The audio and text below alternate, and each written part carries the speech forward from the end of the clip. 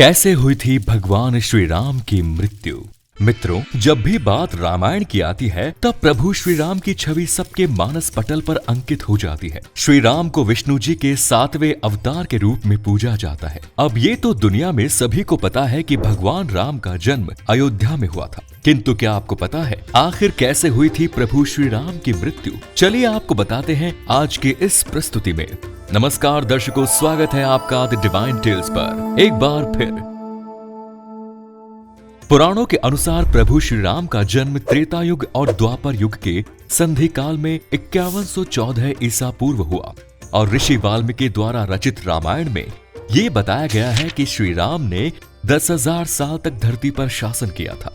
वहीं त्रेता युग के पालनहार प्रभु श्री राम को भक्त आज भी पूरे श्रद्धा भाव से पूजते हैं और उनकी भक्ति में सराबोर हो जाते हैं। अब बताते हैं भगवान के धरती त्यागने के पीछे का कारण। रामायण में वर्णित एक कथा के अनुसार एक समय की बात है, पवन पुत्र हनुमान जी को अयोध्या में अनुपस्थिति देखकर यमदेव ने नगर में प्रवेश किया और एक संत का रूप धारण करके वे राम जी के महल में पहुंच गए और भगवान श्री राम से अकेले में वार्ता करने का निवेदन किया। भगवान राम ने उनकी बात मान ली और एक कक्ष में ले गए और दरवाजे के बाहर लक्ष्मण जी को पहरा देने के लिए खड़ा कर दिया और कहा कि किसी को भी अंदर न आने दे, वरना उसे मैं मृत्यु दंड दे दूंगा। केवल इतना कह के प्रभु राम और वो वृद्ध मनुष्य अंदर कक्ष में चले गए। जब श्री राम और वो वृद्ध व्यक्ति अंदर कक्ष में चले गए तब उस वृद्ध मनुष्य ने अपनी असली रूप दिखाया। मित्रों, दरअसल वो वृद्ध इंसान और कोई नहीं बल्कि विष्णु लोक से भेजे गए कालदेव थे, जिन्हें प्रभु श्री राम को यह संदेश देने के लिए धरती लोक भेजा गया था कि उनका धरती में पूरा जीवन पूरा हो चुका है और अब उन्हें अपने लोक प्रस्थान करना होगा। उसी समय अचानक से ऋषि दुर्वासा वहां आ गए और वो भगवान राम से मिलना चाहते थे। इस संबंध में उन्होंने लक्ष्मण जी से कहा कि उन्हें भगवान राम से अभी बात करनी है, किंतु लक्ष्मण जी ने उनसे कहा कि उन्हें थोड़ी प्रतीक्षा करनी होगी।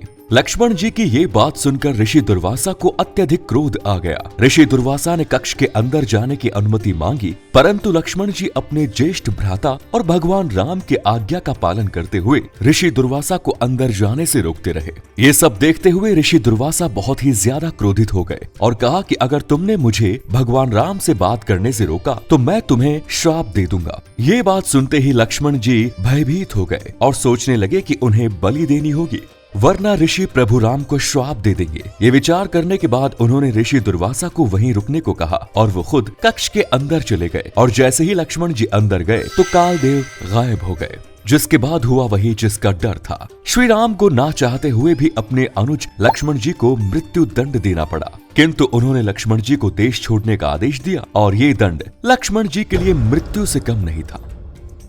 उन्होंने पृथ्वी को त्यागने का निर्णय लिया और सरयू नदी में जल समाधि ले ली। नदी के अंदर जाते ही वो शेषनाग के अवतार में बदल गए और विष्णु लोक चले गए। वहीं उसके बाद प्रभु राम भी पृथ्वी लोक में अकेले हो गए। जिस तरह राम जी के बिना लक्ष्मण जी नहीं रह सकते हैं, उसी तरह लक्ष्मण जी के बिना भी प्रभु नहीं रह सकते थे। फिर उन्होंने भी पृथ्वी लोक का त्याग करने का निर्णय लिया। उन्होंने पूरा राजपाट अपने बेटे और भाइयों को दे दिया और सरयू नदी की तरफ प्रस्थान किया।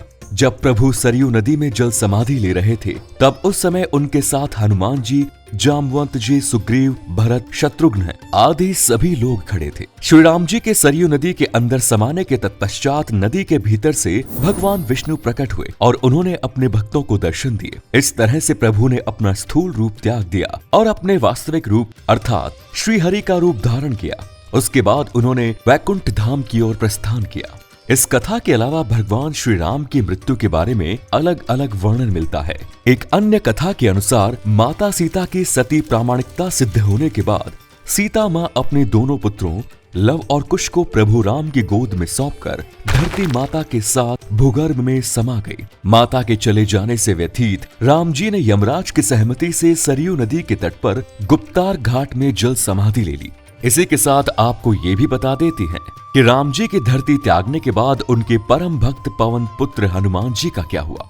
ऐसा कहा जाता है कि श्री राम के अपने निज धाम जाने के बाद पवन पुत्र हनुमान जी और अन्य वानर वे मयासुर द्वारा निर्मित द्विविध नामक विमान में बैठकर किम पुरुष लोक चले गए। आपको बता दें कि किम पुरुष लोक स्वर्ग लोक के समकक्ष है। ये किन्नर, वानर, यक्ष, यज्ञभुज आदि जीवों का निवास स्थान है। वहाँ भूमि के ऊपर और भूमि के नीचे महाकाय शहरों का निर्माण किया गया है। योधेय, ईश्वास, अष्टिशेण, प्रहर्तु आदि वानरों के साथ हनुमान भगवान इस लोक में प्रभु राम जी की भक्ति, कीर्तन और पूजा में लीन रहते हैं।